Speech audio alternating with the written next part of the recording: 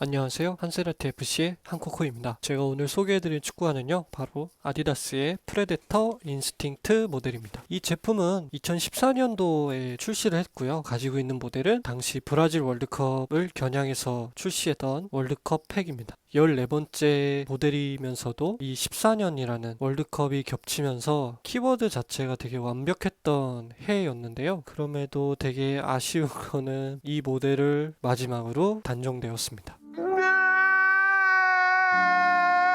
조금 TMI지만 당시 나이키는 전체적으로 사일로의 경량성을 굉장히 중요시하게 생각을 했는데요. 하지만 아디다스의 경우 경량성도 하나의 사일로의 특징으로 살리고 싶어 했던 거를 보시면 알 수 있습니다. 그러다 보니 이도저도 아닌 특징이 돼버리면서 나이키에게 1인자의 자리를 확고하게 내줘버린 14년도가 되었죠. 크레이지 라이트라는 한정판 모델로 해서 그 당시 아디다스의 대표 사일로들이 모두 초경량성의 그 제품이 가지고 있는 특징들을 살린 아주 가벼운 한정판을 내면서 아디다스도 그것이 가능하다는 것을 보여줬지만, 좀 이해할 수 없지만 고육지책으로 당시 사일로를 모두 단종합니다. 그리고 이제 프레데터 시리즈는 에이스 시리즈로 변경이 되었습니다. 다시 돌아와서 당시 대표 착용 선수로는 제라드, 사비, 외질, 디마리아, 토레스, 라키티치, 게리 케일, 포그바, 알론소 등 되게 다양한 레전드 선수들이 많이 착용을 했었습니다. 제품의 주요 장점으로는 천연 가죽과 유사한 착화감과 느낌을 낼 수 있도록 해주는 이 하이브리드 터치 인조 가죽을 사용했는데요. 당시 나이키에서도 칸가라이트라는 두 대형 회사에서 인조 가죽이라는 정말 천연 가죽에 버금가는 그런 어퍼를 만들려고 굉장히 노력을 많이 했습니다. 많은 분들은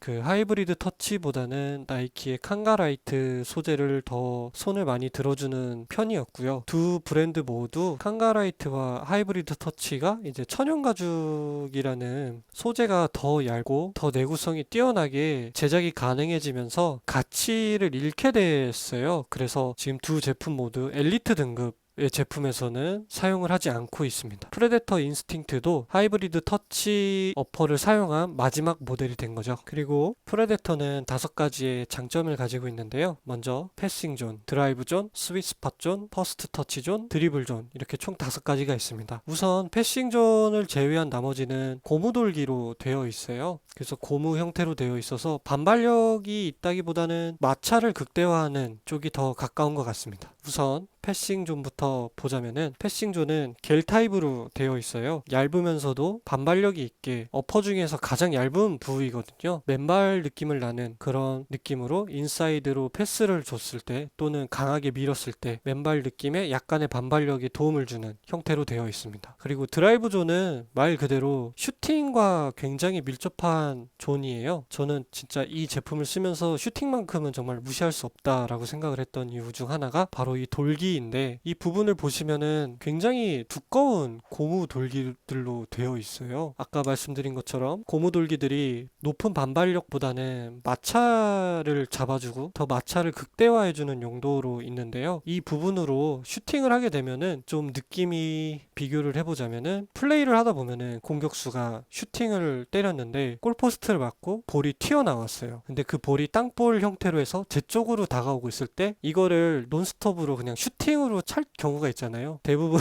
되게 위로 높게 뜨긴 하지만 그때 발등에 걸리는 느낌이 축구공이 발에 와서 한번 멈췄다가 푹 들어왔다가 나가는 느낌이라고 해야 될까요? 굉장히 강하게 축구화에 걸려 나가는 그 느낌이 있잖아요. 인스팅트의 경우에는 드라이브 존으로 슈팅을 하면은 그 느낌이 그냥 납니다. 어퍼 자체도 살짝 두툼하면서도 묵직하게, 그리고 묵직한 슈팅을 하면서 동시에 이 드라이브 존으로 마찰을 최대한 끌어서 축구화가 축구공에 정말 하나의 미끄러짐 없이 최대한 힘이 다 전달돼서 슈팅을 할 수 있도록 도와줍니다. 그리고 보시면 스위스팟 존, 이 엄지발가락 쪽에 스위스팟 존과 그리고 드라이브 존 이 안쪽에까지 이렇게 라인이 있는데요. 이게 되게 자연스럽게 가마차기를 할 때도 매우 도움이 되는 형태로 되어 있습니다. 그리고 또 이 스위스팟 같은 경우는 굉장히 작게 되어 있는데요. 지금 보시면 하나, 둘, 셋, 넷, 다섯, 6개. 6개로 되어 있는 굉장히 작은 존이에요. 근데 조금 전에 말씀드린 것처럼 가마차기 또는 발끝으로 이렇게 공을 건드릴 때나 그런 부분에서도 상당히 유용하게 작용이 됩니다. 그리고 퍼스트 터치 존은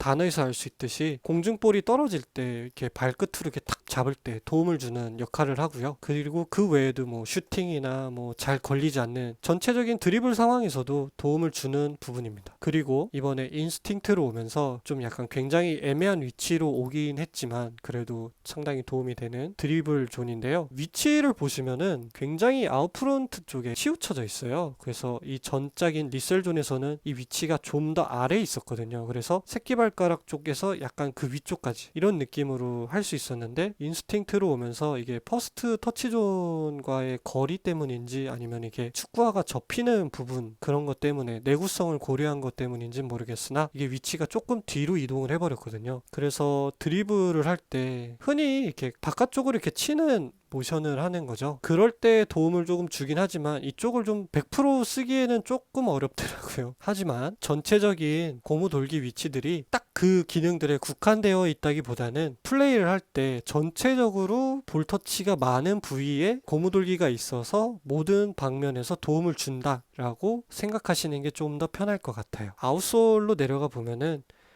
트랙션 2.0을 사용해 경량성보다는 내구성을 택한 모습이고요. 이 제품의 정말 큰 단점인데요. 이런 좋은 기능들을 다 가지고 있지만 무게가 250 사이즈 기준으로 약 250g입니다. 이 당시 경쟁사였던 나이키의 주력 모델이 마지스타 오브라였거든요. 두 제품이 정말 경쟁을 많이 하는 구도였지만 축구화의 혁신이었던 마지스타 1이 발목카라를 겸비한 니트 축구화였잖아요. 그래서 그 축구화의 후속작이었기 때문에 굉장히 명성을 계속 이어가고 있는, 하지만 프레데터의 입지는 그 당시에는 조금 위기가 좀 있었죠. 마지스타와 비교를 하자니 이게 컨트롤, 패싱을 위주의 축구화라고 보기도 어렵고 터치감을 강조한 축구화라고 보기도 어렵고 포지션이 조금씩 되게 애매해지는 경향이 있었어요. 하지만 그의 반면에 나이키의 마지스타는 정말 터치감이라는 그 부분에 있어서 굉장히 크게 장점으로 두각이 나타나던 제품이어서 이 사일로 싸움에서 애매하게 이렇게 경쟁이 붙었는데 당연히 나이키의 이 마지스타 오브라가 압승을 하면서 아디다스가 이제 전 사일로가 없어지는, 단종시키고 새로운 사일로로 오게 되는 결과를 낳게 된 거죠. 마지스타 오브라 2의 경우도 지금 250 사이즈인데 무게가 197g이에요. 지금 이 두 제품을 이렇게 놓고 보면은